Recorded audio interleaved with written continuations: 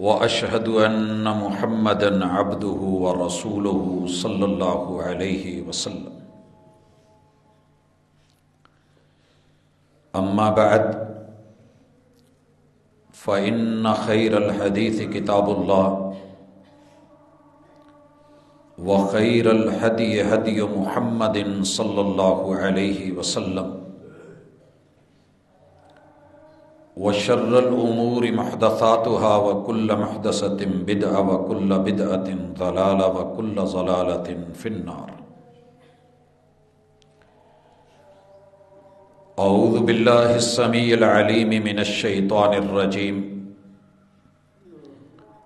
رب اشرح لی صدری ویسر لی امری واحلل عقدۃ من لسانی یفقہوا قولی. حاضرین مجلس، احباب گرامی، آسمان سے، عرش بری سے اہل زمین کے لیے رحمان کے وہ آرڈرز جو اس نے حضرت انسان کو اس دنیا میں کامیابی اور کامرانی کے لیے اپنی پاک کلام کتاب اللہ میں، قرآن مجید میں محمد الرسول اللہ صلی اللہ علیہ وسلم کے قلب اطہر پر اتارے، اکثر و بیشتر دنیا ان سے ہر دن کے ساتھ غافل ہوتی جا رہی ہے. ایک مومن کا تعلق کتاب اللہ کے ساتھ وہ روزانہ کی بنیاد پہ ہر پل ہوتا ہے. اس حوالے سے گزشتہ ملاقاتوں میں قرآن مجید کے احکام پہ ہماری ملاقاتیں چل رہی ہیں. گزشتہ ملاقات میں اللہ رب العزت کے احکام شرعیہ جو انسان کے لیے آسمان کی رہبری رہنمائی ہے،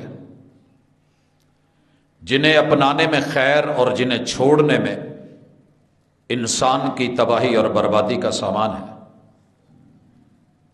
گزشتہ ملاقات میں لگ بھگ پہلے پارے سورۃ البقرہ کے 25 احکام کو ہم نے دیکھا تھا. آج اسی سے متصل اور گزشتہ سے پیوستہ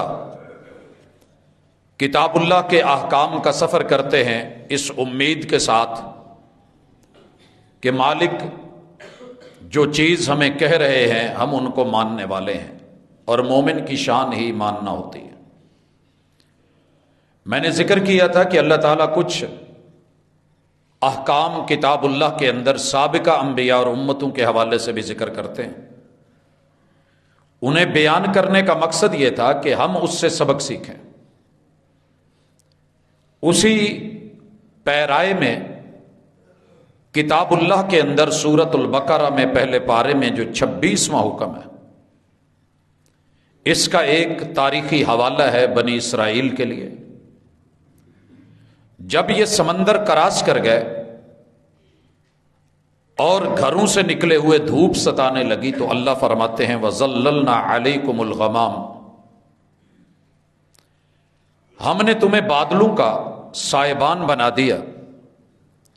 وَأَنزَلْنَا عَلَيْكُمُ الْمَنَّ وَالسَّلْوَىٰ، آپ لوگوں کو وہاں چونکہ نئے تھے، سائبان لگ گئے تو کیا کریں، بھوک ستا رہی تھی تو ہم نے اپنی رحمت سے تم پہ من و سلوہ اتارا. یہاں اللہ تعالیٰ نے جو آرڈر دیا ہے کُلُوا مِن طَیِّبَاتِ مَا رَزَقْنَاکُمْ، یہ اللہ کا حکم ہے بنی اسرائیل کے لیے اور بالطبع ہمارے لیے بھی. جو پہلی امتوں کے لیے احکام ہیں ان میں سے جو حکم امت محمدیہ کے لیے ہیں علی صاحبہا التسلیم، وہ ان احکام میں سے ایک حکم یہ بھی ہے کہ اللہ کے رزق میں سے پاکیزہ کھانا. مفسرین نے، محدثین نے، فقہا نے یہ بات لکھی ہے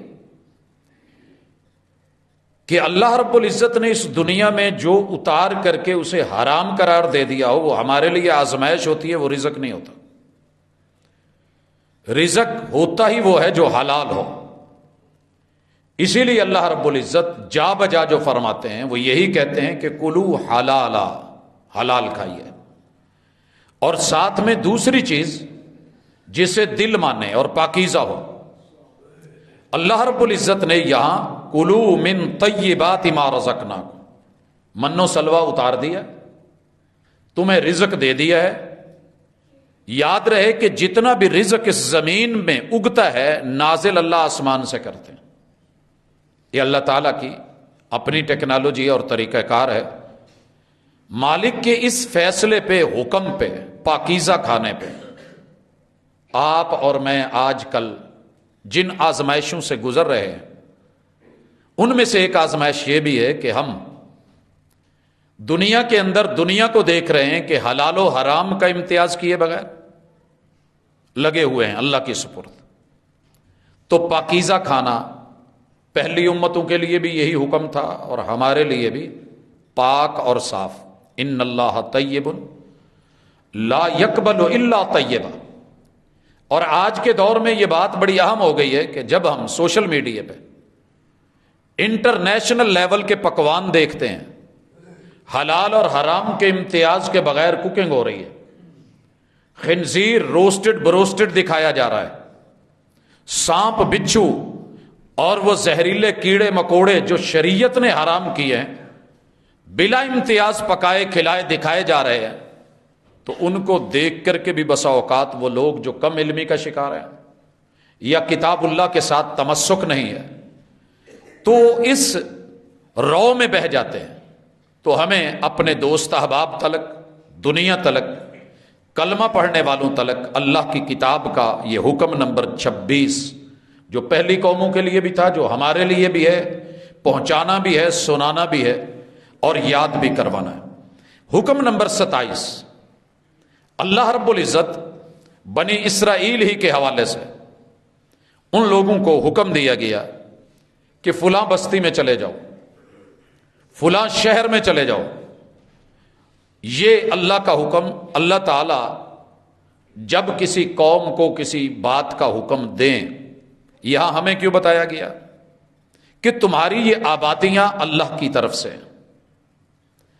قوموں کی بربادیاں اپنے اعمال کی وجہ سے ہوتی ہیں، اور اگر اللہ کے دین کے لیے تم نکلے ہو، ہجرت کی ہے، مصر چھن گیا ہے، تمہارے گھر بار وہ تم سے لے لیے گئے ہیں، تو ہم بدلے میں تمہیں محروم نہیں کر رہے، آبادیوں کے ساتھ نوازیں گے۔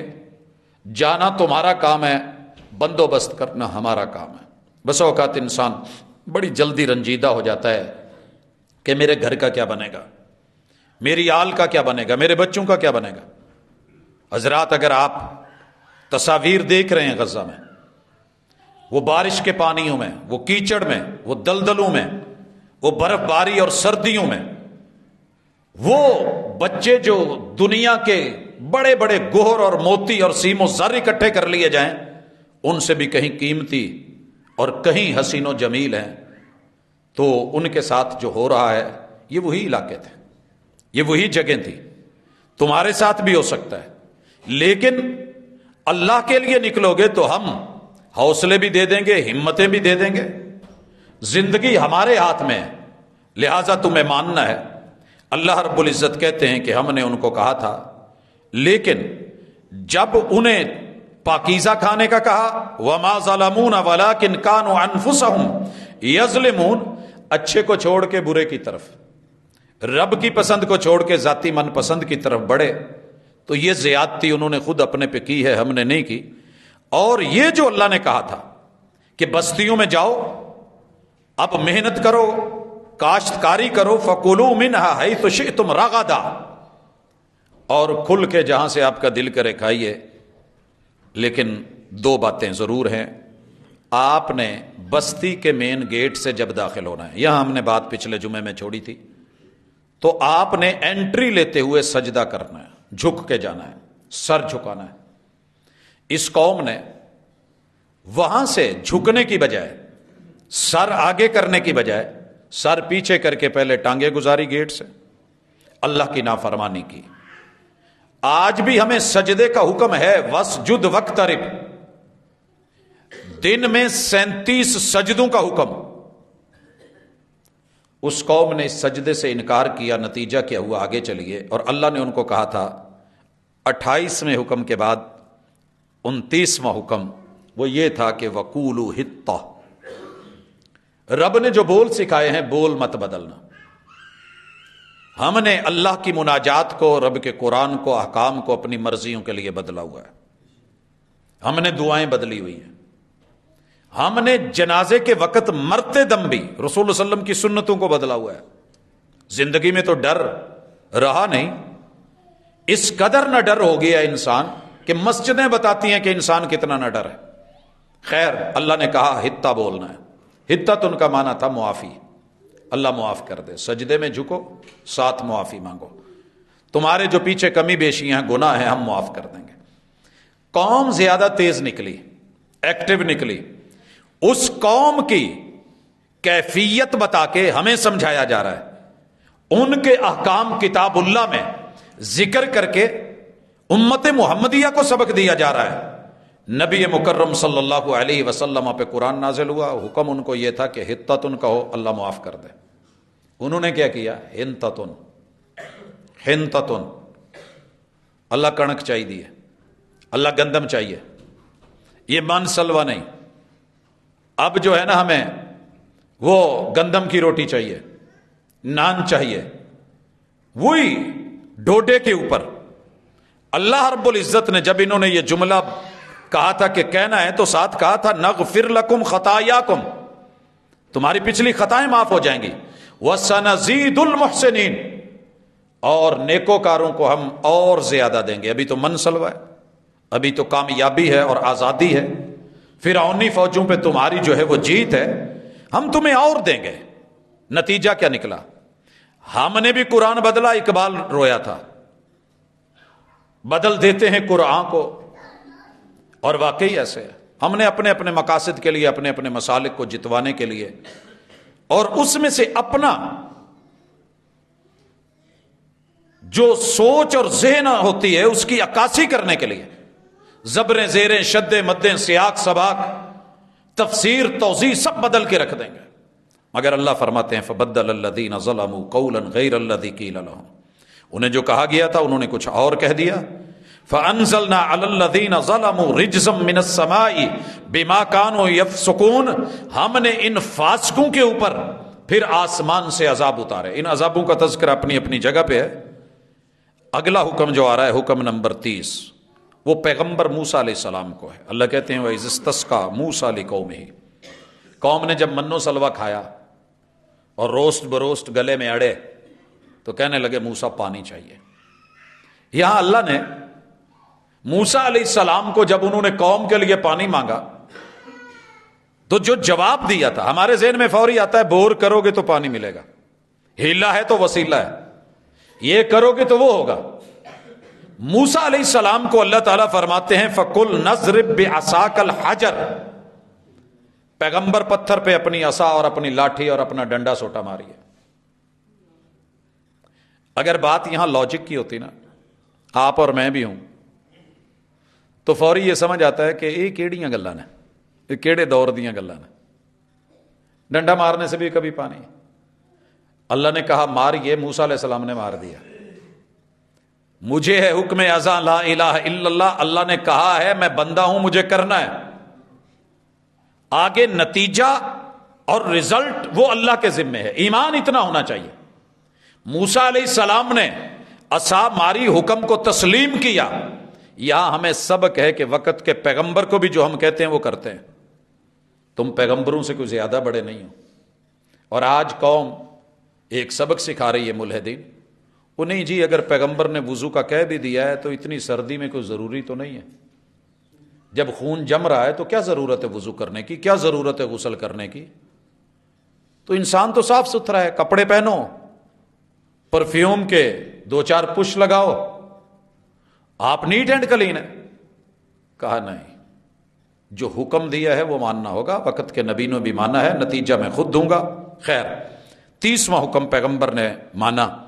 اللہ رب العزت نے فن فجرت من حسنتا عشرت عینا، 12 چشمے نکال دیے۔ ڈنڈا ایک مارا ہے، وہ قادر ہے، وہ قدیر ہے، وہ چاہتا تو کن کہہ کے بھی، لیکن تمہارے سامنے وہ وسائل اور وقت کے پیمبر کے معجزے کو ذکر کرنا چاہ رہے تھے۔ دیکھو آنکھوں سے معجزہ، پیغمبر کا معجزہ کیا ہوتا ہے۔ یہاں بھی بڑے سارے لوگوں نے دھوکہ کھایا ہے، عرض کر دوں، پوری کتاب اللہ کو پڑھیے، انبیاء کے معجزے جو ہوتے ہیں یہ اللہ کی طرف سے ہوتے ہیں، اللہ کی طرف سے ہوتے ہیں، من جانب اللہ ہوتے ہیں، طاقت اللہ کی، قدرت اللہ کی، عطا اللہ کی، رحمت اللہ کی، نعمت اللہ کی، کاریگری اللہ کی، ٹیکنالوجی اللہ کی، لیکن ان کا ظہور اللہ رب العزت وہ رسالت کی زبان یا ہاتھ یا ان کے وجود سے کرواتے ہیں۔ اس کا معنی یہ نہیں ہے کہ موسیٰ علیہ السلام وہاں دعویٰ کر کے بیٹھ گئے کہ دیکھو میں اللہ ہوں، میں تمہارے لیے پانی کے چشمے پیدا کر رہا ہوں۔ وہ انہیں توحید ہی سکھا رہے تھے اور انہیں توحید کا سبق پڑھا رہے تھے۔ اب اس کے بعد قد علم کل اناس مشربہم، 12 قبیلے، 12 گروہ، 12 چشمے۔ یہاں اللہ نے پھر کہا کلو واشربوا من رزق اللہ، یہ جو پانی ہے نا یہ میرا اور آپ کا نہیں، اللہ کا دیا ہوا رزق ہے، لہذا اس کا حلال طریقے سے، جائز طریقے سے، حدود اور دائرے میں رہ کے، اسی لیے فرمایا گیا کہ جو پانی ہے نا نہر پہ بھی ہوں تو اسے ضائع مت کریں۔ پانی کا ضیاع حساب و کتاب ہے، اللہ کا رزق ہے۔ اللہ رب العزت صرف ان لوگوں سے پانی چھینتا ہے جو نافرمان ہوتے ہیں۔ یاد رہے نافرمان کون سے؟ جنہوں نے شروع سے نافرمانی کی ہے ان کا نہیں، جو کلمہ پڑھ کے نافرمان بنے، جو ایگریمنٹ کر کے نافرمانی کرے۔ تنخواہ انہی کی روکی جاتی ہے جنہوں نے پہلے ایگریمنٹ کیا ہو، کچھ دیر کام کیا ہو اور پھر چھوڑ کے بھاگے ہوں، ایگریمنٹ انہی کے ساتھ ختم ہوتے ہیں۔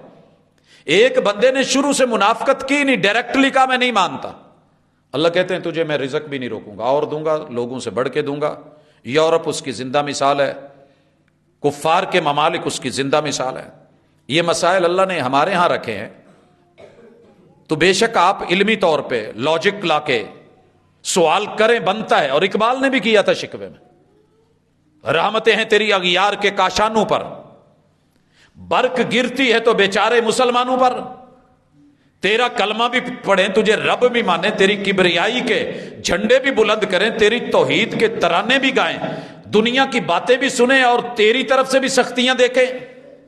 کہا یہ میرا فیصلہ ہے، میری مرضی ہے، ماننے والا مان کے نافرمانی کرے گا تو میرا اپنا طریقہ ہے۔ اللہ رب العزت نے کہا کلو واشربوا، 2 حکم ہیں، کھائیے پیجیے من رزق اللہ، اللہ کے رزق سے، ولا تعثوا فی الارض مفسدین، کھا پی کے اکڑنا مت۔ ہمارے ہاں اکثر کھانا کھاتے ہوئے ہمیں انگڑائی آ جاتی ہے تو ہمارے ماں باپ بڑی سختی سے منع کرتے تھے، پت کھا کے اکڑی دا نہیں، اللہ کا شکر ادا کرتے ہیں، اور اکڑ شیطان کی ہوتی ہے، یہ انگڑائیاں نہیں لیتے۔ ہمیں نہیں سمجھ آتا تھا، قرآن مجید کی آیت نے سمجھایا۔ اگر آپ کا کھانا آپ میں فساد پیدا کر رہا ہے، اپنے کھانے پہ نظر ثانی کیجیے۔ ایسا حکم جو بنی اسرائیل کو دے کے بنی اسماعیل کو بھی سمجھایا گیا، امت مسلمہ، امت محمدیہ کے اوپر اپنے کھانوں پہ نظر ثانی کیجیے، اپنے پینے پہ نظر ثانی کیجیے۔ اگر آپ کچھ ایسا پی رہے ہیں یا پلا رہے ہیں، یا آپ کے مے خانے میں یا ساقی یا آپ کے جام میں کچھ ایسا ہے کہ جس کے پینے کے بعد ہلہ گلہ ہے، فساد ہے، آوارگی ہے، فحاشی ہے، عیاشی ہے،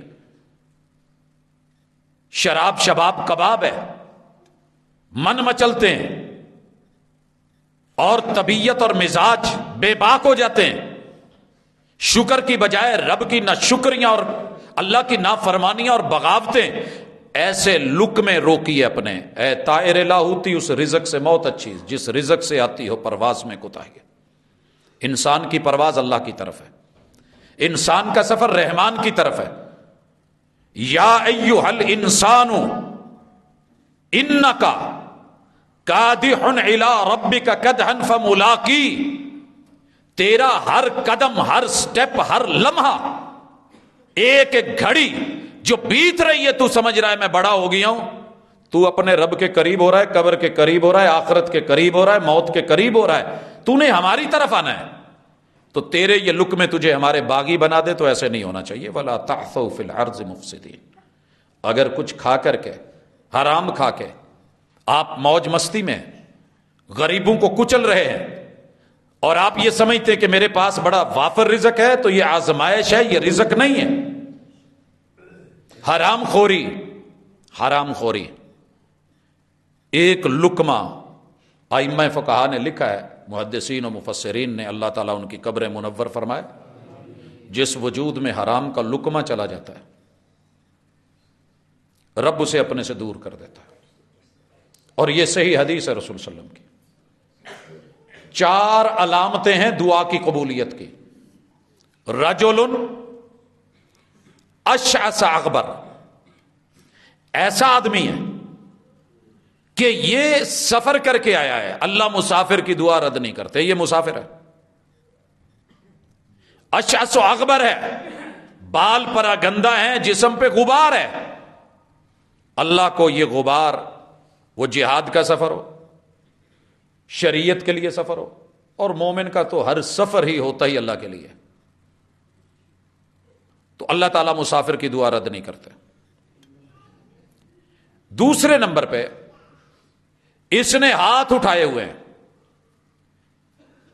رسول اللہ صلی اللہ علیہ وسلم فرماتے ہیں بندہ رب کے سامنے ہاتھ اٹھا لے، جامع ترمذی کی روایت، اللہ کو حیا آتی ہے، ان اللہ حیی کریم، تمہارا رب بڑی حیا والا ہے،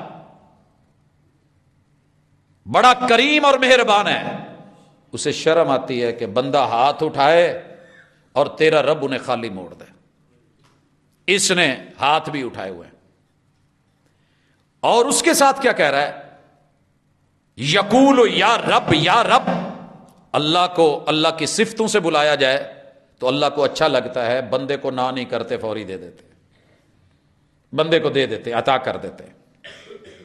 اچھا یہ مانگ بھی رہا ہے، یہ سوالی بھی ہے، اور درد دل سے تڑپ کے مانگ رہا ہے، الہا کے ساتھ مانگنے پہ بھی رب رد نہیں کرتے، ہاتھ اٹھے ہوئے ہیں، رب رب کہہ رہا ہے۔ رسول اللہ صلی اللہ علیہ وسلم فرماتے ہیں لیکن ایک پرابلم ہے، ماکلہ حرام، مشربہ حرام، وغذی بحرام، وملبسہ حرام، اس نے جو لباس پہنا ہے نا، مشکوک ہے حرام کے پیسے سے کمایا ہوا ہے، اس کا جو گوشت پوست اور ہڈیاں بنی ہیں ایسی غذا سے بنی ہیں جو حرام ذرائع سے کمائی گئی ہے، اور اس نے جو غذا کھائی ہے وہ بھی حرام ہے، فَأَنَّا يُسْتَجَابُ لَهُ، وہ تو بڑا پاکیزہ رب ہے، لتھڑے ہوئے خراب اور گندے برتن میں تو ماں ساگ یا دال ڈال کے نہیں دیتی۔ اسی حدیث کے پیرائے میں اکثر کہتا ہوں، چیک کریں کبھی آپ جتنے بھی جہاں بھی رہتے ہیں، ماں سے صاف ستھری پلیٹ لے، صاف ستھری، نیٹ اینڈ کلین، اماں جی کے جہیز والی، ابو بہشتی والی نشانی لے کے، اس کو صرف باہر کہیں نالی میں یا تھوڑا سا کسی گٹر میں یا گندی جگہ پہ آدھی ڈپ کر دیں، پوری نہیں کریں، آدھی ڈپ کریں، صاف والی سائیڈ پکڑ لیں، جو سائیڈ خراب تھی اماں کے سامنے جا کے کہیں ماں جی ایدے چ مینوں دال تے پا دو، سالن تے پا دو، ماں نہیں ڈال کے دے گی، غصے ہوگی، پتر تینوں ہویا کہ یہ عقل کتھے ہی؟ اللہ تعالیٰ کیسے دے دے؟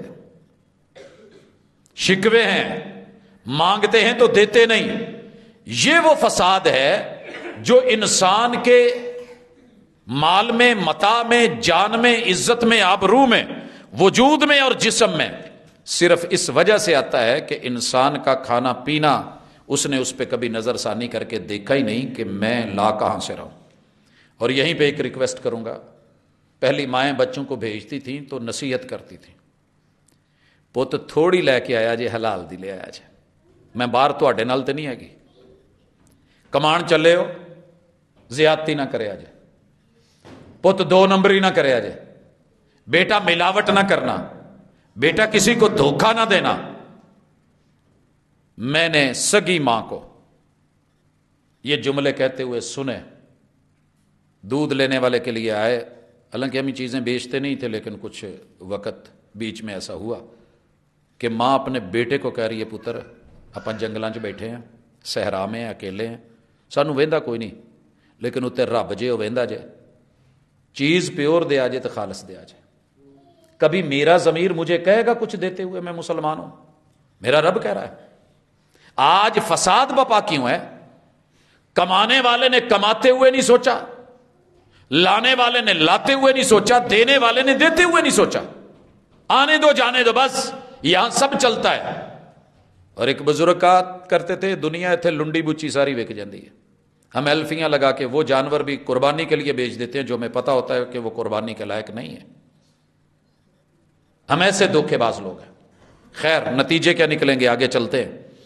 اللہ تعالیٰ نے یہ 31واں حکم کہ فسادی نہیں بننا، اس قوم نے بدلے میں کیا کیا؟ اللہ تعالیٰ نے خیر ذکر کیا ہے کہ یہ اللہ سے کہنے لگ گئے کہ ایک کھانے تے ساڈا رج نہیں ہوندا، ون ڈش نہیں چلے گی۔ کلیئر کٹ لفظ ہے قرآن مجید کے، ون ڈش نہیں چلے گی۔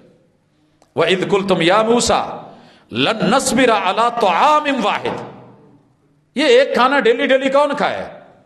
ہمارا من بھر گیا ہے۔ فَادْعُ لَنَا رَبَّكَ يُخْرِجْ لَنَا مِمَّا تُنبِتُ الْأَرْضُ، جو زمین میں اگتا ہے ہم کھیتی باڑی کر کے جس کے عادی ہیں، من بقلها وقثائها وفومها وعدسها وبصلها، سانو ساگ چاہیے، دالاں چاہیے نے، گنڈے چھنڈے چاہیے نے، پیاز چاہیے، یہ ساگ پات سبزی، چبڑ شبڑ کھیرے شیرے طرح شرح، یہ کیا روسٹڈ بروسٹڈ ہمارے کھاتے ڈالا ہوا ہے۔ اللہ کہتے ہیں جو میں دوں اور حلال کر کے دوں تم اس کو بدلو۔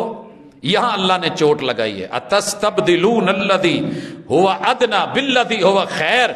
اور گھٹیا لوگوں، گھٹیا چیزوں کو رب کی بہترین عطا کردہ مفت میں ملی ہوئی چیزوں پہ ترجیح دے رہے ہو۔ اب اس کا نتیجہ دیکھیے، اللہ کی چیزوں کو جب بندہ رد کرتا ہے، ریجیکٹ کرتا ہے اور اپنی پسند کو ترجیح دیتا ہے تو اللہ کیا کرتے ہیں؟ اہبطوا مصرا، اللہ ایسے لوگوں کو شہری آبادیاں دے دیتے ہیں، دیہاتوں سے نکال کے ان کو کہا چلو مصر ہو جو روانہ، چلو وادیوں میں اپنے اپنی اب محنتیں کرو۔ فَإِنَّ لَكُمْ مَا سَأَلْتُمْ، جو تم نے مانگا ہے وہ ملے گا۔ وَضُرِبَتْ عَلَيْهِمُ الذِّلَّةُ وَالْمَسْكَنَةُ، رب نے پہلی سزا یہ دی کہ جو رب کی پسند پہ پسند نہیں رکھتا اللہ اسے ذلیل کر دیتا ہے۔ اور آج امت مسلمہ پہ جو ذلت ہے، اسباب ڈھونڈنے نکلیں گے تو ہمیں سب سے پہلے ٹیکنالوجی نظر آتی ہے، جی یہ ٹیکنالوجی میں بہت پیچھے رہ گئے۔ نہیں، ایسی بات نہیں۔ وہ جی یہ سائنس میں پیچھے رہ گئے، ہم کسی سے پیچھے نہیں ہیں معذرت کے ساتھ، صرف مولوی پیچھے ہیں نا آپ کی نظر میں، باقی لوگ تو سارے ٹیکنالوجی بھی چل رہی ہے، اور جتنی اچھی ٹیکنالوجی پاکستان کے پاس ہے شاید کسی کے پاس ہو۔ ہم ڈبل شاہ رکھتے ہیں، ہمارے پاس کوئی کم ٹیکنالوجی نہیں ہے۔ ہم 1 روپے کے نوٹ ختم ہوئے ہیں، 10 والے نوٹ کو ہم 10,000 کا بنا کے 5,000 کا بنا کے پیش، ہمارے پاس بڑے بڑے جگلر ہیں۔ آپ کیا سمجھتے ہیں کہ ہم چھوٹے موٹے ہیں؟ ہمارے پاس ماشاءاللہ ہاتھ دیکھنے والے، ہاتھ دکھانے والے، ہاتھ صاف کرنے والے، ہمارے پاس نجومی بابے زمین پہ بیٹھ کے آسمان پہ کمندے ڈالنے والے بڑے بڑے کاریگر لوگ ہیں۔ ٹیکنالوجی میں ہم کسی سے پیچھے ہیں۔ پرابلم یہ ہے کہ رب کی پسند کو پسند نہیں کیا، اللہ کی عطا کو عطا نہیں جانا، اور جو اللہ نے جائز اور حلال ذرائع رکھے تھے ہم ان سے بڑھ کر کے کچھ لینا چاہتے ہیں اور دینا چاہتے ہیں۔ اللہ تعالیٰ کہتے ہیں کہ ہم نے ان پہ ذلت جو ہے وہ مسلط کر دی، اور وہ ذلت جو تھی اس ذلت کے بعد والمسکنہ، مسکینی۔ بھائیو یہ لفظ پلے باندھ کے لے جائیں، ہر بندہ کما رہا ہے۔ پہلے ایک بزرگ کماتے تھے، 17 گھر کے بچے کھاتے تھے، اللہ برکت دے دیتا تھا۔ میں نے اپنی آنکھوں سے ایک گھر میں یہ سین دیکھا ہے، ایک باپ ہے، 17 بیٹے ہیں، باپ کما رہا ہے، بچے بڑے مزے سے کھا رہے ہیں، 6 ان کی بیٹیاں ہیں وہ بھی ساتھ کھا رہی ہیں۔ آپ کہیں گے کہ یہ طرفہ تماشا نہیں، ایسے نہیں ہے، چلتا ہے۔ ایک باپ کماتا تھا، رب اتنی برکت دیتا تھا سوچ بھی نہیں سکتے۔ آج گھر کا ہر فرد کما رہا ہے، پوریاں نہیں پہن رہی، پوری نہیں پڑ رہی۔ کل ایک جملہ پڑھ کے تڑپ گیا کہ ساریاں کمائیاں کر کر کے انہوں بیلی دیتی جائیے، اس سے بڑی مسکنت کیا ہوگی؟ اور مسکین اور فقیر میں فرق بھی یہی ہے۔ اگر آپ 16ویں پارے میں جائیں، جہاں جناب خضر کا ذکر ہے موسیٰ علیہ السلام کے ساتھ، انہوں نے جن 2 بچوں کی کشتی کو سفر کرنے کے بعد توڑ دیا تھا، وہاں قرآن مجید کہتا ہے کہ وہ سمندر میں کام کرتے تھے، ان کی روزی، ان کی ملکیت میں وہ کشتی وہ بھی ہے، ان کا اپنا جہاز ہے، اس دور کا کاروبار کرتے ہیں، لیکن قرآن مجید کہتا ہے کہ وہ مسکین تھے۔ تو مسکین کون ہوتا ہے؟ جو محنت بھی کرے، جو تغاری بھی اٹھائے، مزدوری بھی کرے، بھاگ دوڑ بھی کرے، کمائے بھی لیکن پوریاں نہ پہن، جائز ضرورتیں، خواہشات نہیں، جائز ضرورتیں بھی پوری نہ ہوں، کمائی تھوڑی ہو، آمدن تھوڑی ہو۔ آج کمائیاں بہت ہیں، اللہ تعالیٰ نے برکت اٹھا دی ہے، اسی وجہ سے ہر بندے کو میں مسکین دیکھ رہا ہوں۔ اگر آپ ناراض نہ ہوں تو یہ مسکینی دل کی مسکینی دیکھنی ہو۔ جہاں سے میں ایک عام شہری ہونے کے ناطے ٹول پلازے پہ پہلے لگانا نہیں تھا، اگر لگایا ہے، میں وہاں اگر 30 دے کے اور میرے جیسا مجھ سے بھی غریب 30 روپے دے کے گزر رہا ہے تو وہاں امیر شہر، وزیر شہر، مشیر شہر، میرے وطن کا حاکم اتنا غریب ہے کہ وہ 30 بھی نہیں دے سکتا۔ اس سے بڑھ کے مسکینی کیا ہوگی؟ جہاں غریب چھوٹی چھوٹی چیز پہ ٹیکس پے کر رہا ہے، زکات دے رہا ہے، امیر شہر پہ اس سے بڑی ذلت کیا ہوگی؟ دوسری طرف دیکھیں تو شاعر نے نقشہ ہی عجیب کھینچا ہے، غریب شہر ترستا ہے ایک ایک نوالے کو، امیر شہر کے کتے بھی راج کرتے ہیں، ان کے کتوں کے بھی سونے کے لیے بیڈ مہنگے مہنگے، غریب کے بچے کو دودھ نہیں مل رہا خالص، ان کے پینے کے لیے کتوں کے لیے بھی دودھ اور پانی باہر کی دنیا سے آئیں، لیکن من مسکین رہے تو کیا کریں گے؟ یہ ذلت آج ہمارے اوپر ہے کہ ہم بہت کچھ سہ رہے ہیں لیکن لوٹ نہیں رہے۔ غلطی کاروبار کی ہے، معیشت اور معاش اور کمانے اور کھانے کی ہے۔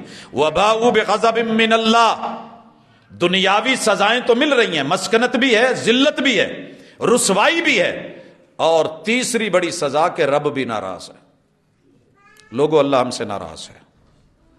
احکام کی نافرمانی، اگر کسی باس کی بات کو جھٹلایا جائے، رد کیا جائے، اوبے نہ کیا جائے، آرڈر تسلیم نہ کیا جائے، نافرمانی کی جائے۔ کل آپ لوگوں نے سوشل میڈیا پہ ایک سین دیکھا ہوگا، غالباً 7-8 پولیس والوں کے خلاف انکوائری کی اپلیکیشن دی گئی۔ ان لوگوں کو آرڈر دیا گیا تھا کہ فلاں جگہ ڈانس، ناچ، گانے کا سیٹ اپ ہے۔ اللہ کرے خبر جھوٹی ہو، اللہ کرے خبر جھوٹی ہو، لیکن لگی۔ ان کے خلاف ایکسپلینیشن ہو رہی ہے، کیوں کاروائی کی جائے، انہوں نے اپنے باس کا حکم نہیں مانا، غیر حاضر تھے۔ سر جی قیامت کے دن اگر رب نے حاضری لگا کے کہہ دیا کہ فلاں دن فلاں ظہر کے وقت فلاں فنکشن پہ ان کو بلایا گیا تھا، حی علی الصلاۃ، حی علی الفلاح کہا گیا تھا، تو یہ بندے غیر حاضر تھے، لائن حاضر کر لیے جائیں تو کیا بنے گا؟ ایک چھوٹی سی مثال دے رہا ہوں۔ دنیا میں باس برداشت نہیں کرتا، جو پوری کائنات کا رب ہے، اس کے فیصلے، احکام اور آرڈر۔ اس کے بعد اللہ رب العزت نے اس قوم سے پختہ وعدے لیے اور ہمیں سمجھایا۔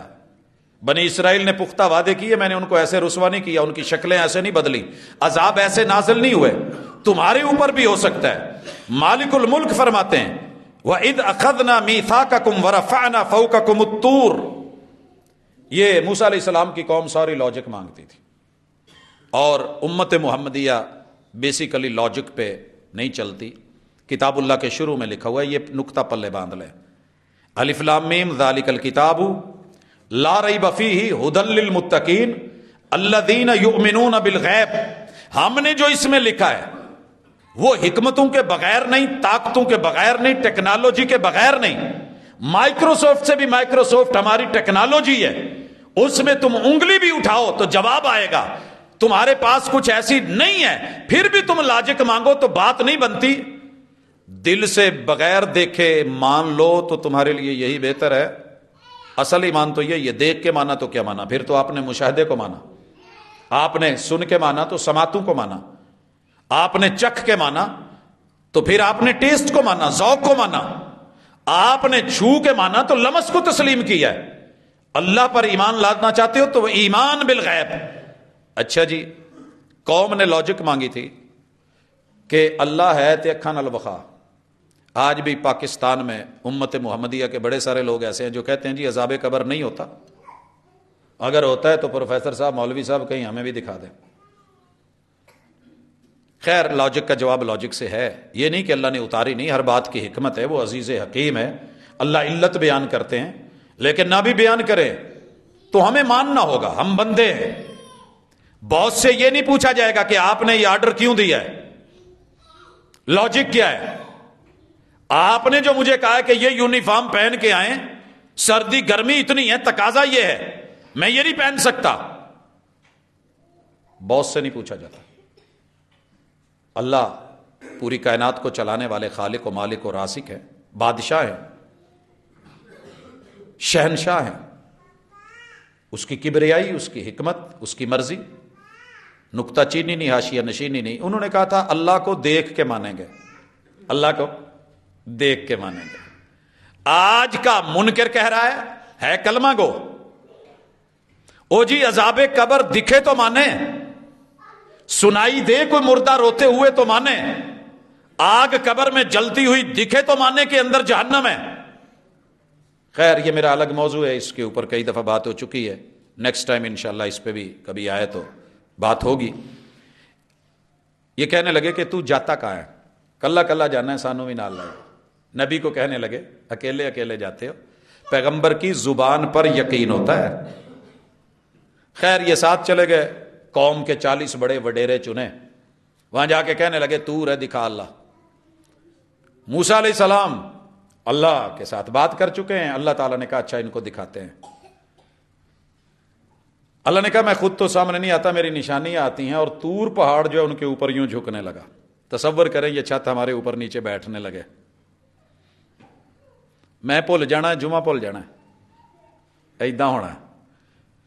دوڑنے لگے اور دروازے بند ہوں، کیا بیتے گی. زلزلے کے ایام میں اللہ معاف کرے، بھاگنے لگے اور لفٹ بند ہو، جدھر کو جا رہے ہیں وہ سیڑھیوں کا دروازہ بند ہو، ایمرجنسی گیٹ بند ہو، حادثہ ہو جائے تو نکلنے کے لیے گاڑی جو ہے وہ پیک ہو جائے، سیل ہو جائے، پانی کے اندر ہوں بالخصوص، کیا بیتے گی. پہاڑ جب اوپر آیا نا تے ایک اکھ ہے میں قوم دی، ایک تھلو ماڑے ماڑے ہاتھ جوڑے من گیا. موسیٰ تیری رب دی ٹیکنالوجی بہت ہے، انہوں تاں چکا یار. یہ کنڈیشن تھی جو مفسرین نے لکھی.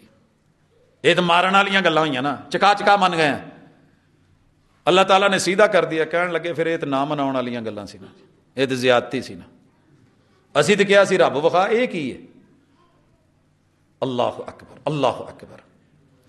کیا کیا نہیں دیکھا ہم نے، کون کون سے عذاب قوم موسیٰ پہ نہیں آئے، اور کتنی کتنی سزائیں رب نے امت محمدیہ کو نہیں دی. مگر نہ ہمارے من بدلے، نہ سوچ بدلی، نہ فکر بدلی، نہ نظریے بدلے. اللہ رب العزت سمجھا رہے ہیں کہ نتیجہ جو ہے وہ آپ لوگوں کے سامنے آنے والا ہے. وہاں جا کے اللہ نے کہا موسیٰ علیہ السلام کو جو تورات دی ہے نا، خذوا ما آتیناکم بقوہ، تمہیں یہ حکم دے دیا جا رہا ہے. یہ حکم نمبر 33 ہے کہ مضبوطی سے پکڑنا، اس کو لینا ہے. اور ہمیں بتایا جا رہا ہے کہ اللہ جو نازل کریں اس کتاب کو مضبوطی سے تھامتے ہیں. مطلب کہ یہ میں نے کوٹ کے ادھر پڑھ لوں، ایسے پکڑ لوں نہیں، گرنے نہ دوں. یہ کتاب ہے، گر سکتی ہے، اور اللہ نہ کرے یہ کہیں گرے نا، سارے بھاگ کے لپکیں گے. کتاب اللہ گر گئی ہے، اور اس کو کوئی کمر کر کے بیٹھے، پیٹ کر کے بیٹھے تو سارے مچلیں گے. یہ بے ادب نے کانڈ کی تھی ہے. اس کتاب اللہ کو گرا کے دنیا کی قانون کی کتابیں اٹھا کے ہم نے اوپر کی ہوئی ہیں، اس کے حکم نیچے کیے ہوئے ہیں، کوئی دیکھنے والا نہیں. اس کو ٹھڈے مار رہے ہیں معاذ اللہ، معذرت کے ساتھ. احکام خدا بندی کو لینے والے بتائیں یہ کتاب کہاں ہے، کس عدالت میں ہے؟ سیشن کورٹ میں ہے، سول کورٹ میں ہے، ہائی کورٹ میں ہے، آپ کی سپریم کورٹ میں ہے. ہاں جہاں ہے وفاقی شرعی عدالت میں، اس کا حکم کون مان رہا ہے؟ آپ کے فیصلوں میں، علم میں، عمل میں، نالج میں، لینے دینے میں، تجارت میں، سیاست میں، خرید و فروخت میں ہے کہیں؟ نہیں نہیں نہیں. انہوں سائڈ تے کرو. بلکہ بڑا خوبصورت کہتے ہیں کہ یار سیاست مولویوں کا کام نہیں. میں سیاستدان نہیں ہوں، لیکن معذرت کے ساتھ عرض کر دوں، بنی اسرائیل کے سارے سیاسی امور ان کے انبیاء کے ہاتھ اللہ نے دیے تھے. کانت بنی اسرائیل تسوسہم الانبیاء، ان کی سیاست کا جتنا دائرہ کار تھا وہ انبیاء کے ارد گرد تھا. اور آپ کو پتا ہونا چاہیے ریاست مدینہ جو ہے وہ محمد رسول اللہ صلی اللہ علیہ وسلم کے ساتھ ہے، وگرنہ حق کس کا بنتا تھا؟ مدینے والے کیا کہہ رہے تھے؟ عبداللہ بن ابی کا، وڈا سردار سی، سیر بھی موٹا سی، پگڑی بھی چنگی رکھ کے بندہ سی. اوس اور خزرج کے سردار موجود تھے. مکہ میں ابو جہل کی یہی ڈیمانڈ تھی، اور طائف والوں نے تو کھل کے کہا تھا کہ یار یہ دنیا کے امور کے لیے رب نے نبوت دینی تھی تو تجھے دینی تھی، ایک یتیم مکہ کو چننا تھا. ہمارے پاس مال ہے، دولت ہے، سرداری ہے، افراد ہیں، لوگ ہیں. اور آپ کو پتا ہونا چاہیے صدیق اکبر نے کہاں کہاں اللہ کے دین کو نہیں پھیلایا، اور جناب عمر فاروق نے رضی اللہ تعالیٰ عنہ. لیکن وہ ساتھ میں ایک مسجد کے امام بھی ہیں، مصلی کے امام بھی ہیں، اور جمعے کے خطیب بھی ہیں. اگر آپ کو یہ بات سمجھ نہیں آ رہی تو پھر آپ کچھ اور کرنے چلیں. اور میں نے کئی بار کہا ہے شریعت اسلامیہ میں الیکشن نہیں ہے، نیور. صرف سلیکشن ہے، اور سلیکشن کس کی ہے؟ فیورٹزم میں نہیں. جو اس کام کے لیے، اس گدی کے لیے، اس کرسی کا اہل ہے. محمد رسول صلی اللہ علیہ وسلم کے پاس 2 لوگ چل کے آئے، یمن کی سیٹیں خالی ہیں، گورنری کی ہمیں دے دو. میرے اور آپ کے محبوب علیہ الصلوۃ والسلام نے کہا تھا ہم مانگنے والوں کو ووٹ نہیں دیتے، ہم مانگنے والوں کے حق میں بات نہیں کرتے، عہدہ ان کو نہیں تھما دیتے. آن ڈیمانڈ نہیں ہوتا، یہ اللہ کی نظر ہوتی ہے. اس لیے پیغمبر مصطفیٰ ہوتے ہیں، رب نے چنا ہوتا ہے، پڑھائی لکھائی ڈگریوں سے نہیں. کون صاحب صلاحیت ہے؟ آسمان سے رب چنتا ہے کس کو یہ عہدہ ملنا ہے. یہی تو اہم ہے. پھر اگر یہاں سمجھ آتی ہے تو ساتھ یہ بھی نکتہ لے لیں، شریعت اسلامیہ میں جمہوریت قطعاً قطعاً قطعاً اس کا کوئی کسی حوالے سے بھی نہیں. یہ صرف امت مسلمہ کو برباد کرنے کے لیے ہمارے ممالک میں تھرڈ ورلڈ میں پھینکا ہوا ایک تیر ہے جس سے ہم زخمی ہیں مگر سمجھ نہیں پا رہے. اسی طرح اللہ کے دین میں کسی بھی جگہ پوزیشن نہیں ہے. سارے مل کے محنت کریں گے، کام کریں گے، اور جو کر رہا ہے اس کا ساتھ دیا جائے گا، اس کے لیے دعا کی جائے گی. غلطی انسان ہے، ہو سکتی ہے، غلطی کی اصلاح کی جائے گی، لیکن اپوزیشن بن کے ٹانگیں کھینچی جائیں، ایسا پوری شریعت میں نہیں ہے، نہیں ہے اور نہیں ہے. جی اسی طرح اللہ رب العزت نے جب ان کو یہ حکم دیا وَاذْكُرُوا مَا فِيهِ لَعَلَّكُمْ تَتَّقُونَ، 34واں حکم. کتاب ہم نے صرف یوں تھامنے کے لیے نہیں دی، اس میں جو ہے اس سے سبق حاصل کرو، نصیحت حاصل کرو. ہم اس کا ترجمہ کر کے گزر جاتے ہیں، اس کا جو اس کے اندر ہے وہ ذکر. قرآن خود ذکر ہے، قرآن خود ذکر ہے. ایک ایک آیت سبحان اللہ، الحمدللہ، اللہ اکبر، لا حول ولا، یہ بھی تسبیحات ہیں، ذکر ہے. مگر اس میں جو لکھا ہے اس کو یاد کر کے، اس کو پڑھ کے، اس کو سمجھ کے، اس کے مطابق عمل کرنا، یہ بھی ذکر ہے. نماز ذکر ہے. کیوں ذکر ہے؟ کیونکہ اللہ نے نماز کا اس ذکر میں حکم دیا ہے، وَأَقِیمُوا الصَّلَاةَ. روزہ ذکر ہے، جہاد ذکر ہے، اور آپ دنگ رہ جائیں گے، حج سارا ذکر ہے، اور مزید چلیے پوری زندگی ذکر ہے. اور گناہ کرتے ہوئے رب کو یاد کرنا کہ اللہ میں زیادتی کر رہا ہوں، میرا رب مجھ کو دیکھ رہا ہے، تو وہاں رو پڑنا، آنسو بہانا، لوٹ آنا. یہ ذکر کون کرے گا؟ سارے غلطیاں کر رہے ہیں اور اس پہ دلیلیں دے رہے ہیں. انسان جب اپنی غلطیوں کا وکیل اور دوسریوں کی غلطیوں کا جج بن کے فیصلے کرتا ہے تو یہی فیصلے تو فاصلوں کو جنم دیتے ہیں، تبھی تو کٹے ہوئے ہیں. قرآن مجید دکھاتا ہے کہ کبھی اپنے من میں بھی جھانک اور دیکھ، وفی انفسکم افلا تبصرون. سارے جگ کو دیکھ رہا ہے، اپنے من میں بھی کبھی دیکھ. اس کے بعد اللہ رب العزت نے 35واں حکم دیا، اور یہ حکم بطور سزا ہے. ان لوگوں کو اللہ نے روکا تھا کہ تم نے فلاں دن کام نہیں کرنا، فلاں چیز کا شکار نہیں کرنا. ہفتے کے دن مچھلی نہیں پکڑنی، ایک دن ناگا کرنا ہے. ہمارے ہاں گوشت کا ناگا منگل بدھ ہے. ہم اس کو جس طریقے سے ڈیل کرتے ہیں دنیا جانتی ہے. یہودی لوگ، ان کا مقدس اور عبادت کا دن ہفتہ ہے. اتوار کا دن کرسچنز کا ہے، مسلمانوں کے لیے اللہ نے یہ دن جمعہ کا رکھا ہے. انہیں کہا گیا کہ ہفتہ کا دن ناگا کرو، چھٹی کرو، کاروبار نہیں، آپ نے بازار نہیں لگانے، شکار نہیں کرنے، یہ نہیں کرنا، وہ نہیں کرنا. ان لوگوں نے دیکھا کہ آزمائش کی بات یہ ہے کہ سب سے زیادہ رش بھی ہفتے کے دن مچھلیوں کا پڑتا ہے. فسرین نے لکھا ہے کہ انہوں نے مچھلی گھاٹ بنا لیے، مچھلی گھر. جیسے ہمارے اکثر جتنے بھی ڈیم شیم ہیں یا ہیڈ بنے ہوئے ہیں، ہیڈ بلوں کی یہ دیگر ہے، آپ ان کے سائڈ پہ دیکھیں گے مچھلی فارم بنے ہوئے ہیں. مچھلی فارم کہہ رہا ہوں، مچھلی گھر. اور اگر ہیڈ قادرآباد جائیں تو دونوں طرف اب ہمارے اپنے باقاعدہ اس پہ ہم بھی بنے ہوئے ہیں.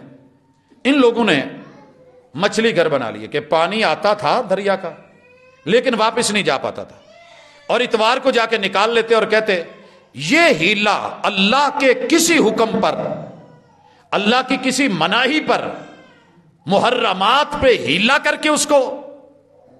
اس کی ایک زندہ مثال ہمارے اندر حلالہ ہے. اللہ تعالیٰ ہمیں معاف کرے، جو عزت اور غیرت کے ہر طرح منافی ہے لیکن ہم چلاتے ہیں، مجبوریاں ہیں، کیونکہ ہم مسلکن اپنے آپ کو پریفر کرتے ہیں، ترجیح دیتے ہیں، کتاب و سنت پہ ہم نہیں آ پاتے.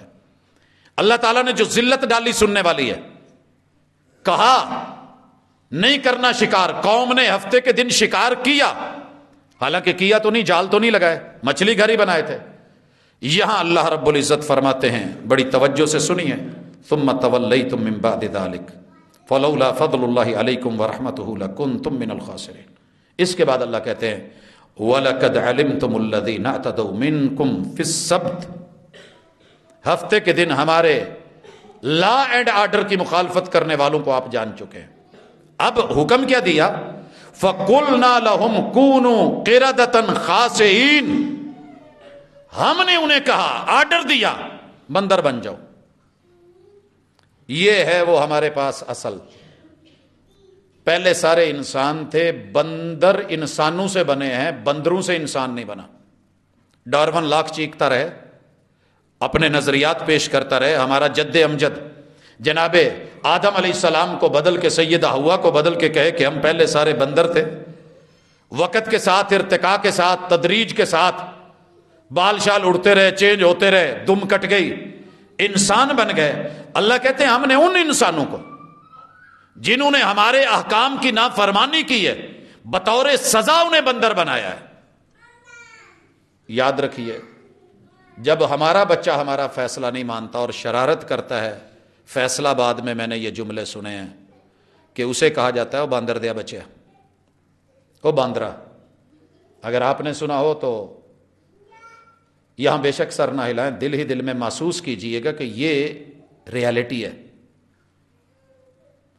ماں باپ کے سامنے، بڑوں کے سامنے ایسی حرکات و سکنات جو شایان شان نہ ہوں. ہم رب کے بندے ہیں، اللہ نے ہماری بندگی کے لیے جو شایان شان چیز رکھی ہے اس کے خلاف جب جب جائیں گے، حرکات بندروں والی ہیں. محمد رسول صلی اللہ علیہ وسلم کی وہ دعا نہ ہوتی اللہ میری محبوب پہ مجموعی عذاب نہ اتارنا، تو شاید آج ہماری شکلیں بدلی ہوئی ہوتی، ہمارے چہرے مسخ ہو چکے ہوتے. ہم نے ان سے بڑھ کر کے ہیلے بہانے کیے ہوئے ہیں. انہوں نے ایک ہفتے کے دن ہیلے سے کام لیا، ہم نے پورا دین ہیلوں کی نظر کر دیا. دل کرتا ہے کہ کبھی یہ موضوع بھی رکھوں کہ امت مسلمہ نے دین میں اللہ کے فیصلوں کو چھوڑ کے، پیغمبر کے احکام کو چھوڑ کے کیسے ہیلے بہانے سے اس کو جائز قرار دیا. چوری حرام ہے کہ نہیں؟ ساری دنیا سمجھتی ہے حرام ہے، نہیں کرنی چاہیے. معذرت کے ساتھ ہاتھ جوڑ کے اللہ سے معافی مانگ کے، بندوں سے بھی برا فیل ہو تو تھوڑا سا ضرور کرنا، کیونکہ ہماری ایک پرابلم یہ بھی ہے کہ ہمیں محسوس ہی نہیں ہوتا، غلطی کو محسوس ہی نہیں کرتے، بڑا محسوس ہوتا ہے تیرا محسوس نہ کرنا. کا ایک اسلامک لائبریری ہے، نادر کتابیں اور کہیں ملتی نہیں. ایک بندہ اندر کھڑا ہو جائے، ایک باہر کھڑا ہو جائے، اندر والا بکس باہر پکڑاتا جائے، باہر والا پکڑتا جائے. کتابیں جو ہے وہ چھپا لیں، دونوں سے کوئی پوچھے پکڑے جائیں، ہاں تو چوری کی تھی، اندر والا کہے نہیں کتاباں میرے کو ہے نہیں، تے باہر والا کہے میں چوری کی تھی نہیں. دونوں بری ہیں. شک کا فائدہ دے کے دونوں کو عدالت بری کر دے گی۔ کتاب الحیل، ائمہ و فقہاء و محدثین نے باقاعدہ انسان کے وہ ہیلے بہانے، وہ مکاریاں، وہ عیاریاں، وہ تیزیاں، یہ رب کے سامنے وہ مکروا، انہوں نے مکاریاں کی تھیں اور اپنی بڑی بڑی چارہ کاریاں دکھائی تھی۔ جب ہم نے اپنی تدبیر چلائی تو پھر ان کو پتا چلا کہ چوٹ کیا ہوتی ہے۔ دوسرے کو مارنا بڑا آسان ہے، جب اپنے پہ بات آتی ہے تو تکلیف پھر ہوتی ہے۔ تو اس کے بعد حکم نمبر 36، اللہ تمہیں گائے ذبح کرنے کا حکم دیتا ہے۔ اس کی ڈیٹیل ہم انشاءاللہ اگلی ملاقات میں لیں گے۔ آج ہمارے ساتھ کتاب اللہ کے پہلے پارے کی سورہ بقرہ 35 احکام ہم پڑھ چکے ہیں، اور ان کے اندر کہاں کمی ہے، کہاں خامی ہے، پہلی قوموں کا بتا کے کہاں ہمیں سکھایا جا رہا ہے، کیا ہمیں دیا جا رہا ہے، کیا ہم نے لیا ہے، کتنا ہمارے پاس موجود ہے، کتنا ہم نے چھوڑا ہے۔ اپنا جائزہ کبھی ضرور لیجئے گا۔ ہم نے اپنے بلڈ ٹیسٹ کرواتے ہیں کہ اس کے اندر کیا مقدار، کون سی مقدار، فائدہ مند چیزیں کتنی ہیں اور نقصان دہ کتنی، ہم یہ ساری چیک کرواتے ہیں۔ ہم اپنا پیشاب چیک کرواتے ہیں، ہم اپنا باڈی کا الٹرا ساؤنڈ کرواتے ہیں، ہم بڑی بڑی مشینوں کے اندر جا کے اپنے آپ کو ڈال کے، میں نے جی فلاں سکیننگ کروائی ہے فلاں۔ کبھی کتاب اللہ کا سکینر لے کے اپنے آپ کو خود سکین کر کے دیکھیں، رب کے احکام ماننے کتنے ہیں، نافرمانیاں کتنی کی، اور جن جگہوں سے اللہ نے روکا تھا وہاں میں کتنی بار گیا ہوں اور کتنا مصر ہو کے ضد سے گیا ہوں۔ اگر اللہ پیچھے سے زندگی کا کرنٹ ختم کر دیں، طاقت چھین لیں، جوان کی جوانی کے اوپر فالج ڈال دیں، اٹھتے ہوئے قدم روک دیں، کیا وہ قادر نہیں ہے؟ تو کتاب اللہ کو ذرا پیار سے پڑھیے، مسلکی نقطہ نظر سے لڑ لڑ کے، مر مر کے، مناظروں میں، مباحثوں میں وقت گزارا، کبھی اس لیے بھی پڑھیں کہ میرا رب مجھ سے کیا کہتا ہے، اور سادہ ماحول میں پڑھیں کہ اللہ رب العزت نے اگر اقیم الصلاۃ کہا ہے تو مجھ سے ڈیمانڈ کری کیا ہے، وآتوا الزکاۃ کہا ہے تو رب نے مال پیسہ دیا ہے، میرے سے ڈیمانڈ کیا ہے اور میں نے اس کو پورا کتنا کیا ہے، اور یہ دے کے بھی اکڑ نہیں، شکر کہ اللہ تو قبول کر لے، اور ڈر، فخر نہیں، ڈر، پتہ نہیں رب قبول کرے گا کہ نہیں۔ اللہ نے ذکر کیا اللہ والوں کا، ساری رات مصلی پہ رہتے ہیں، قیام کرتے ہیں، پھر سوتے ہیں، تہجد پڑھتے ہیں، وَبِالْأَسْحَارِ هُمْ يَسْتَغْفِرُونَ، جب فجر ہوتی ہے تو پھر ہاتھ جوڑ کے بیٹھے ہیں، اللہ وہ رات کے قیام پہ فخر نہیں ہے، عاجزی سے پیش کر رہا ہوں، اللہ قبول کر لینا، کہیں منہ پہ نہ مار دینا۔ تو اپنی نیکیاں، اپنی اچھائیاں اگر ہیں تو ان کے اوپر اللہ کا شکر کریں، اور اگر نہیں ہیں تو ان پہ میں اور آپ مل کے سارے فکر کریں۔ اقول قولی ھذا وآخر دعوانا ان الحمد للہ رب العالمین۔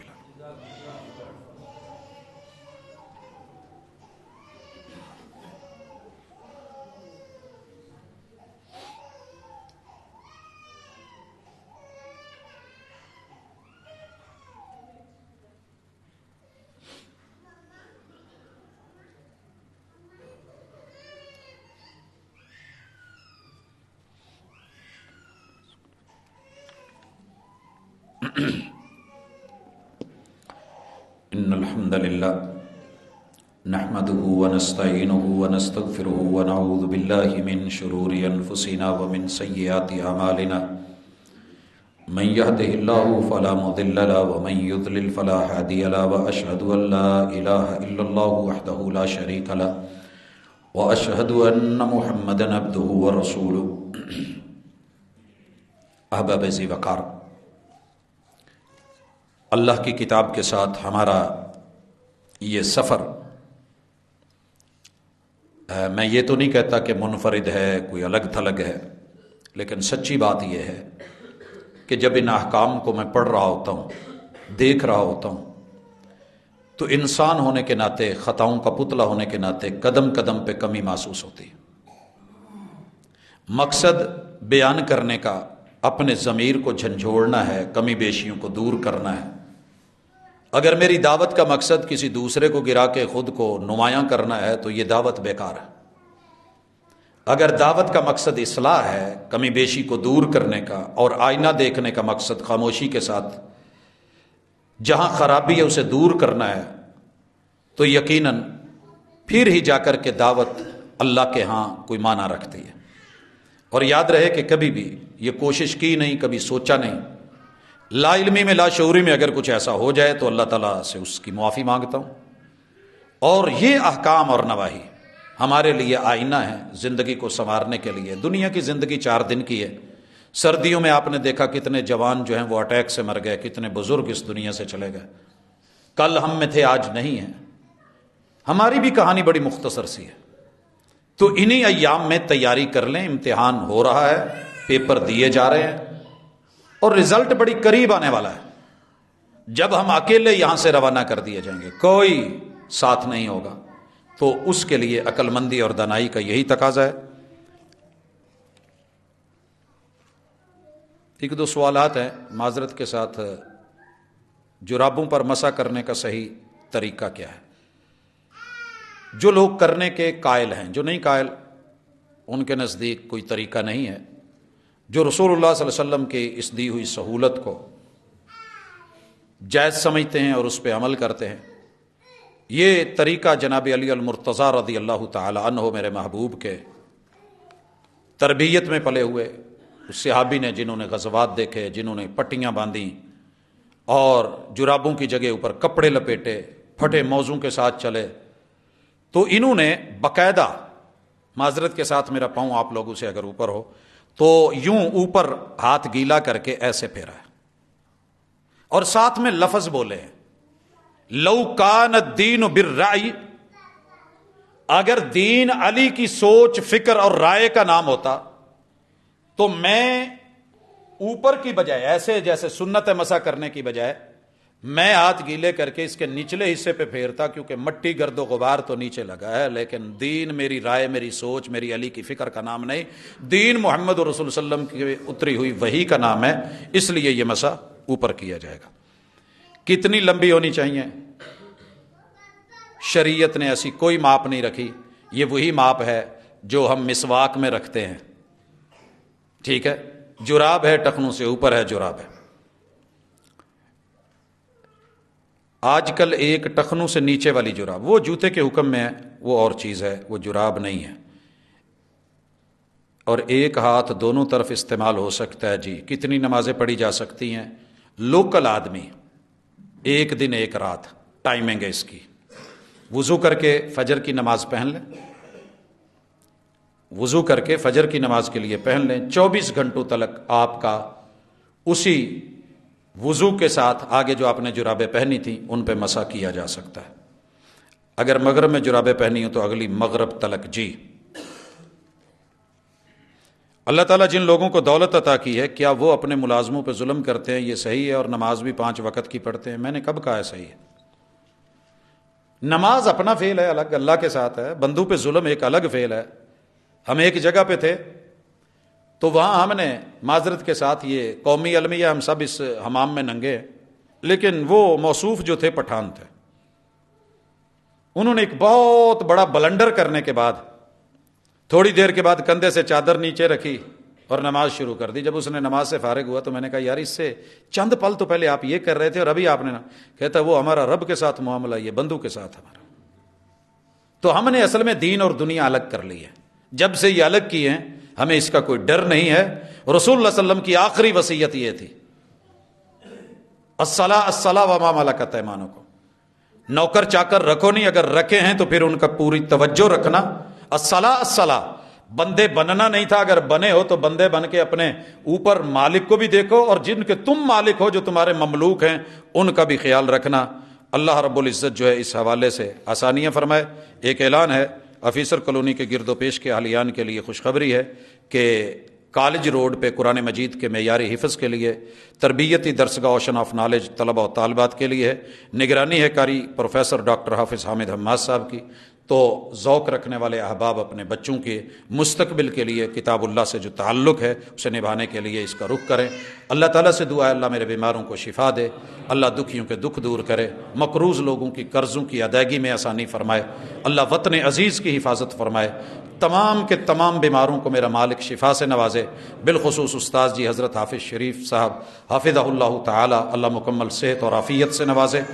اللہ ہمارے جتنے بھی معاملات ہیں ان میں آسانی فرمائے، فوت شدگان کے ساتھ اللہ اگلے مرحلے جو ہیں وہ آسانی کے فرمائے۔ صلی اللہ تعالی علی خیر خلقہ محمد وعلی آلہ واصحابہ اجمعین برحمتک یا